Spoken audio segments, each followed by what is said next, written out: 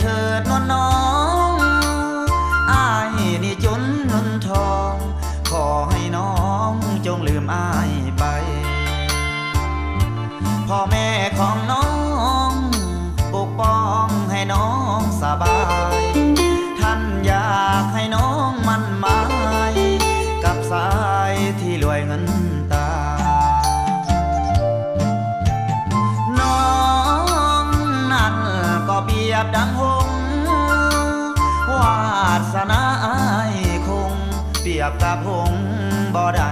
ดอกนาเพราะว่าตัวอ้ายเปรียบได้ก็เป็นเส้นกา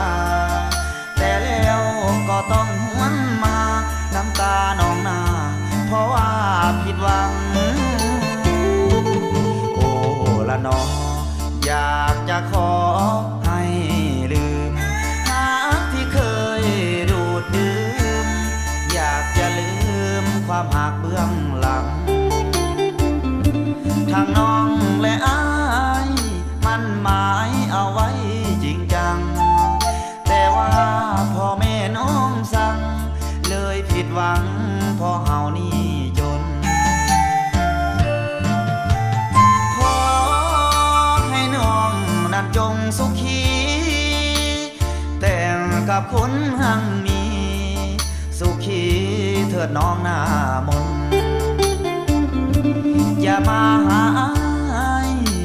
ให้แม่น้องอายผู้คนส่วนอ้ายจะขอยอมทนเพื่อหน้ามนนั้น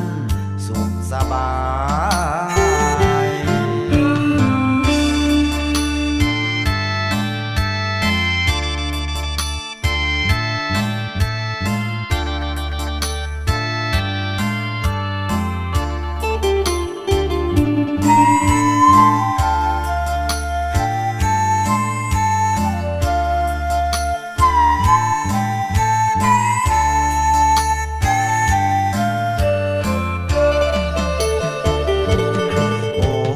น้อง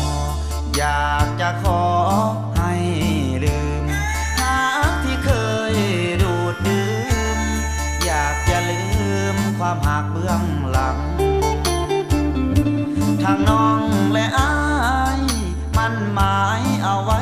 จริงจังแต่ว่าพ่อแม่น้องสั่ง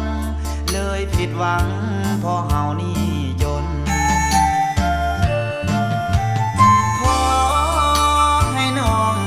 จงสุขีแต่งกับคนหั่งมีสุขี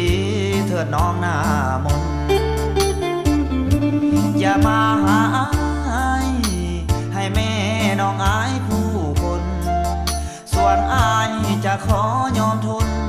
เพื่อหน้ามนนั้นสุขสบาย